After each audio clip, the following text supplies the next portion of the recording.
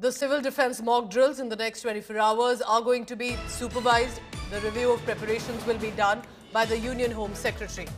Govind Mohan, the Union Home Secretary, will today itself, of course, review the preparations to strengthen the civil defense mechanisms that include conducting mock drills. What does it mean? You can expect in your city air raid warning sirens. Civilians on how they need to be trained in case there is a situation of sirens of any sort of eventuality. How do you protect yourself in the event of a hostile attack? Now remember, Delhi, Noida, NCR, for example, do not have bunkers or trenches, and thankfully, because India has always focused on peace. However, in the case of an eventuality, how do you make yourself safe? So it will be very crucial, and I hope the civilians will cooperate as much with any sort of mock drills that will be happening across different parts. 244 districts have been chosen across India is what we are told, especially cities where there could be an expectation of an impact. Remember, all of this is in preparation. India believes that it would rather be prepared at a time like this and hopeful that the civilians will not need it. Our armed forces are prepared and ready. They've always been. But in case Pakistan goes ahead and wants to charge at civilians as well, and this is, of course, remember, as much of a rhetoric right now. However, if this becomes an eventuality, civilians need to keep themselves prepared. And that is one of the reasons that the government wants to ensure mock drills are being done. Does this mean a certain decision has been taken already? It's only about the timing. But Indian government wants to ensure that its civilians will be protected at all costs. That's always been the focus, remember. And yet, sadly, this time, one loophole that Pakistan-sponsored jihadists managed to find in Pahalgam's Baisaran.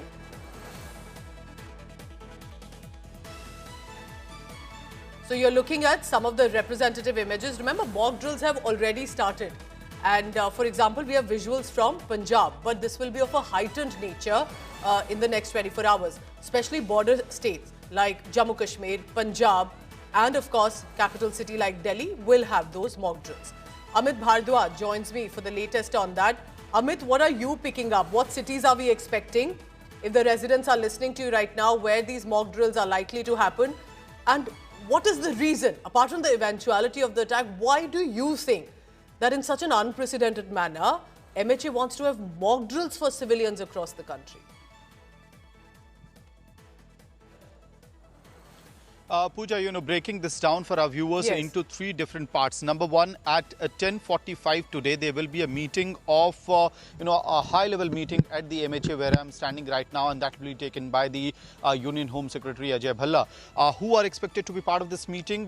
All the chief secretaries of the state and the civil defense top officials from different states across the country will be joining this meeting through video conferencing.